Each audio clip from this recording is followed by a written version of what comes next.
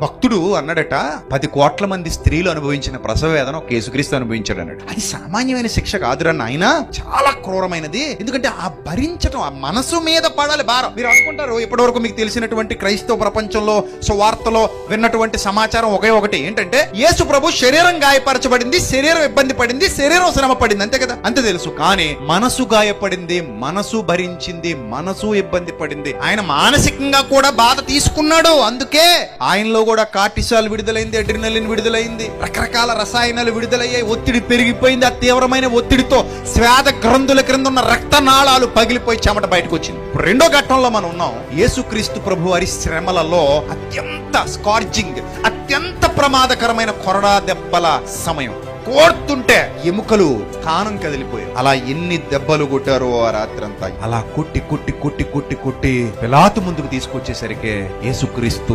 గుర్తుపట్టలేనంతగా మారిపోయారు. ఇది చరిత్ర చెబుతున్నటువంటి సాక్షి. దీన్ని బట్టి మీరు అర్థం చేసుకోండి, ఆయన సాదాసీదా నరమానవుడుగా భూమి మీదకి వచ్చాడు. ఆయన సాదాసీదా మానవుడుగానే శిక్ష అనుభవించాలి. మన వంటి బలహీనతలు కలిగి ఉండాలి, మన వంటి రక్త మాంసాలు కలిగి ఉండాలి, మన వంటి దేహంలో ఆయన బాధ అనుభవించాలి. అది శిలువ ఘట్టం అంటే. అందుకే ఎవ్వరు చేయలేరది, ఆయన మాత్రమే చేయదగినటువంటి గొప్ప కార్యం గనుక ఆ విషయాన్ని అక్కడంత స్పష్టంగా వ్రాయించాడు. ప్రియమైన దేవుని సంఘం.